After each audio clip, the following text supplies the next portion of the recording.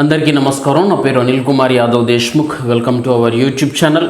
సుగాలి ప్రీతి వాళ్ళ మదర్ సుగాలి పార్వతి గారు, ఈవిడ ఇప్పటివరకు ఒక అభాగ్యురాలైన తల్లిగానే నాకు తెలుసు. కానీ ఈరోజు మాత్రం ఆవిడ అకారణంగా పవన్ కళ్యాణ్ గారిని ద్వేషించే వ్యక్తిగా ఈరోజు నుంచి నేను ఆవిడని పరిగణించాల్సి వస్తాను. బికాజ్ వాళ్ళ కూతురు ఏది కట్టమనేని కాలేజో లింగమనేని కాలేజో ఏదో ఉంది కర్నూలుకు సంబంధించి. అందులో ఆ అమ్మాయి 7వ తరగతి అనుకుంటా, మైనర్ అమ్మాయిని రేప్ చేసి చంపేశారని చెప్పి 2017లో ఇన్సిడెంట్ జరిగింది. 19 ఎలక్షన్ అయిపోయిన తర్వాత కళ్యాణ్ గారు ఓడిపోయిన తర్వాత ఆ తల్లికి న్యాయం చేస్తానని చెప్పి ఆ కేసుని బయటకు తీసి ఆమెని పబ్లిసిటీ చేశారు. ఆ తర్వాత నుంచి సుగాలి ప్రీతి కేసు అనేది అందరికీ వెల్ నోటెడ్ అయిపోయింది పవన్ కళ్యాణ్ గారి వల్ల. ఆయన చేసిన పోరాటం మీ అందరికీ తెలుసు. దానివల్ల అప్పుడున్న ప్రభుత్వం వైఎస్ జగను 5 ఎకరాల భూమి సంథింగ్ కొంత క్యాష్ ఇదంతా గవర్నమెంట్ ఉద్యోగం ఇవన్నీ కలిపియడం జరిగింది. అంటే ఇది అట్లా బాధిత కుటుంబానికి ఖచ్చితంగా ఏ గవర్నమెంట్ ఉన్నా ఇచ్చి తీరాలా. సో జగన్ ఉన్న టైంలో పవన్ కళ్యాణ్ గారు దాన్ని హైలైట్ చేయడం వల్ల తప్పక ఇచ్చిండు. ఇది విషయం. ఇప్పుడు ఆమె ఒకసారి నేను వీడియో ప్లే చేస్తూ మాట్లాడుతూ చూడండి. సంబంధం లేని ప్రదేశానికి వచ్చి సంబంధం లేకుండా మాట్లాడుతుంది. ఇప్పటిదాకా చాలామందికి, అంటే ఈ మాట నేను చెప్పకూడదు ఈ పరిస్థితిలో, కానీ చెప్పాల్సి వస్తుంది. మన దేశంలో చాలామంది పిల్లలు మేజర్లు అయిన వాళ్ళు కానీ లేదా మైనర్లు కానీ ఇట్లా అఘాయిత్యానికి గురయ్యి చనిపోయిన వాళ్ళు లిస్టు పెద్దగానే ఉంటుంది. మొత్తం డేటా తీస్తే దాంట్లో కొన్ని సెటిల్మెంట్ కేసులు అయినా, కొన్ని సెటిల్మెంట్ అవ్వలేదు, కొన్ని కేసులు కోర్టులో నడుస్తూనే, కొన్నిటికి పనిష్మెంట్ వచ్చింది, కొన్ని ఇక లైఫ్ టైం నడుస్తూనే ఉంటాయి. అందులో ఈమె ఒకటి అంతే. కానీ ఈమె పేరు పవన్ కళ్యాణ్ ప్రస్తావించడం ద్వారా ఈమె 2 స్టేట్లకు బాగా వెల్ నోటీస్డ్. ఇప్పుడు అంటే ఈమెకు జరిగిన అన్యాయం వల్ల ఈమె ఫేమస్ కాల. పవన్ కళ్యాణ్ గారు వచ్చి ఈమెకు ధైర్యం చెప్పి న్యాయం చేస్తానని చెప్పి ఆయన పోరాటం చేసిండు కాబట్టి ఈ ఇష్యూ హైలైట్ అయింది. వీళ్ళు కూడా హైలైట్ అయ్యిండు. ఈరోజు పవన్ కళ్యాణ్ గారు నోటి నుంచి రావడం వల్ల ఫేమస్ అయిన వీళ్ళు ఈరోజు పవన్ కళ్యాణ్ గారిని కారణం లేకుండా ద్వేషిస్తుంది. ఏం మాట్లాడుతూ ఒకసారి చూడండి మీరు. ఈరోజు నేను గన్నవరంకి రావడానికి ముఖ్య కారణం నా కడుపు బాధ, నా కడుపులో ఉన్న ఆవేదన కక్కడానికి ఇక్కడ రావడం జరిగింది. మొదటిగా మరి రావణ్ గారిని, ప్రశ్న యూట్యూబ్ ఛానల్ నడిపే రావణ్ గారిని, తర్వాత జడా శ్రావణ్ కుమార్ గారిని కలిసి ఏదైతే పవన్ కళ్యాణ్ గారు మాకు మాట ఇచ్చి మరి మోసం చేశారో, ఏదైతే మరి మాట ఇచ్చి మాకు హ్యాండ్ ఇచ్చారో, సుగాలి ప్రీతి కేసుకు ఫస్ట్ కేసు సంతకం అన్నారు, అలా మీరు కూడా రావణ్ గారిని మరి అదే విధంగా శ్రావణ్ గారిని మీరు సుగాలి ప్రీతి కేసును మధ్యలో వదిలేయకండి అని అడగడానికి వచ్చారు. కాదమ్మా, పవన్ కళ్యాణ్ గారు 2018 అంటే 19 తర్వాత 20, 21 లాక్డౌన్ కొంచెం అటు ఇటుగా మీ ఇష్యూని హైలైట్ చేసినప్పుడు జడ శ్రావణ్ కుమార్ లేడా అమ్మా? అంటే బతికి లేడా, లేకపోతే రాజకీయాల్లోకి రాలేదా ఇంకప్పటికీ? నాకైతే తెలియదు.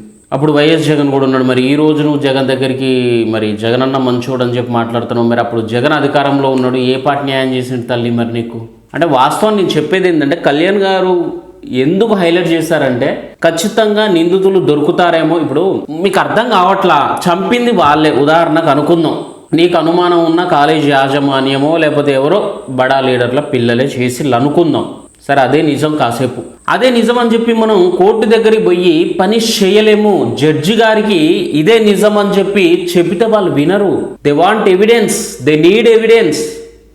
Without evidence they can't do anything. సాక్ష్యాధారాలు లేకుండా they won't be punish anyone. ఎవరిని పనిష్ చేయలేరు, ఎవరిని శిక్షించలేరు. గుర్తుపెట్టుకోండి. ఉదాహరణకి నేనే ఉన్నా అనుకుందాం, నా చేతులతో ఒక ప్రాణాన్ని తీశాను, అది అందరికీ తెలుసు. కేసు పోలీస్ స్టేషన్కి వెళ్తుంది. పోలీసులు ఓకే వీడే అని చెప్పి పోలీసులు ఎంక్వైరీ చేస్తారు, నిర్ధారిస్తారు, అరెస్ట్ చేస్తారు, తీసుకుపోయి జడ్జి ముందు ప్రవేశపెడతారు. జడ్జి ఏమంటారు తెలుసా? అసలు ఇతను చంపిండడానికి ప్రూఫ్ ఏంటంటారు డైరెక్ట్. ఆ ప్రూఫ్ ఖచ్చితంగా ఉండాలి. లేదనుకో ఇక చేసేది ఏం లేదు. ఇప్పుడు నేను ఒప్పుకుంటా, పోలీసు రిమాండ్లో నేను ఒప్పుకుంటా, పోలీసులు నన్ను తీసుకెళ్ళి పోలీస్ స్టేషన్లో చావు బాధినప్పుడు అవును నేనే చేసిన, నా చేతులతో నేను చంపేసిన, ప్రాణం తీసిన అని చెప్తా. జడ్జి దగ్గరికి పోయిన తర్వాత వాడే ఒప్పుకున్నాడు సార్ అని పోలీసులు చెప్తారు. అక్కడ జడ్జి ముందు వీళ్ళు ఏమంటారు తెలుసా? ఎవరు ఈ చంపిన నేనేమంటా తెలుసా?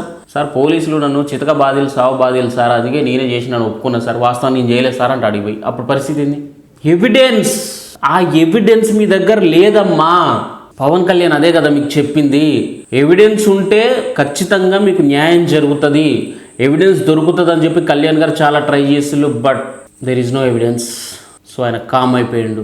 ఇప్పుడు మరి నీకు ఏ లబ్ధి జరుగుతుందో, నీకు ఏం ఆశ పుట్టి, నీకు ఏమి వల వేసి వాళ్ళు ఇక్కడికి పట్టుకొచ్చి నీతోటి ఈ వాగుడు ఈ మాటలు వస్తాయి, నాకు అర్థం కావట్లా.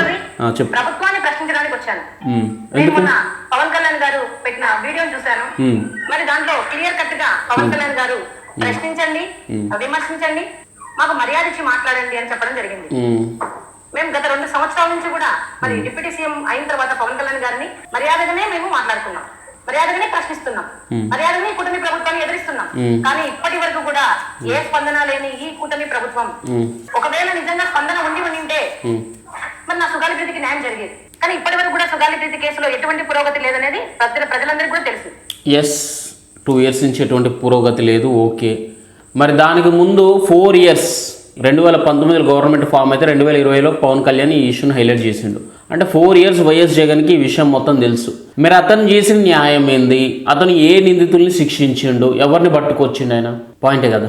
నీకు అక్కడ ఎవిడెన్స్ లేకుండా ఎవరిని పనిష్ చేయలేరు. ఎట్లా చెప్తే అర్థమైందో నాకు తెలుస్తలే మీకు. అక్కడ చంపుతాంటే చూసింది ఎవరు, ఉన్నది ఎవరు, పట్టుకుంది ఎవరు? కనీసం ఆ బాడీలా కళ్యాణ్ గారు అన్నారు ఆ టైంలో, నాకు బాగా గుర్తు, స్పెర్మ్ అందులో ఉండిపోయింది అన్నారు. మరి అది ఎవరిది? ఏం టెస్ట్లు? నో నో నో ఎవిడెన్స్ లేవు, సాక్ష్యాలు లేవు. సాక్ష్యాలు లేకుండా ఎవరిని ఏం చేయలేరు. జడ్జి చేయడు, ఫస్ట్ అరెస్ట్ చేస్తారు. నీకు అనుమానం ఉన్న వాళ్ళని అరెస్ట్ చేయొచ్చు, పోలీసులతో కొట్టియచ్చు. కానీ ఎండ్ ఆఫ్ ద డే ఫైనల్గా వాళ్ళని కోర్టు ముందు ప్రొడ్యూస్ చేయాల్సిందే కదా. పెద్ద వ్యక్తులను నువ్వే అంటున్నావు. వాళ్ళు వెంటనే పోలీస్ స్టేషన్ పోగానే కోర్టులో ప్రొడ్యూస్ చేయండి అని చెప్పి లాయర్తో మాట్లాడుకుంటారు, కోర్టుకు తీసుకెళ్తారు, అక్కడ చూసుకుంటారు. వాళ్ళు ఎవిడెన్స్ ఏదో రూపాన ఉండాలి కదా. ఒక సీసీనో లేకపోతే ఒక ఎదురుగా చూసిన మనుషులో ఏదన్నా ఒకటి ఉండా. ఏది లేకుండా ఏం చేయలేము. ఇంకొక విషయం ప్రభుత్వాన్ని అడగాలనుకుంటున్నాను. ఈ ప్రశ్న యూట్యూబ్ ఛానల్ రావణ్ గారి మీద ఎన్ని మర్డర్ కేసులు రిజిస్టర్ అయ్యాయి, ఎన్ని మరి రేప్ కేసులు రిజిస్టర్ అయ్యాయి, మరి ఎన్ని కిడ్నాప్ కేసులు రిజిస్టర్ అయ్యాయి చెప్పండి.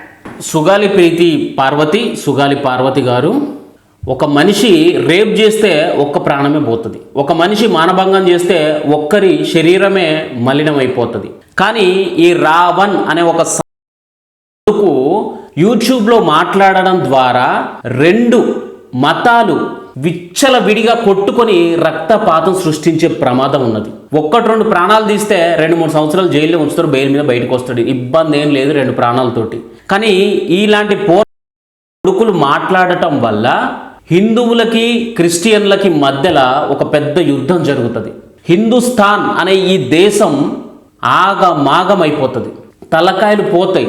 140 కోట్ల జనాభా తలలు నరికేసుకుంటారు. మతపరమైన గొడవలు రేకెత్తిస్తాడు ఇలా ముడి కొడుకు. వీడు చేసే పని ఏంటంటే అల్లర్లు సృష్టిస్తాడు భారతదేశంలో.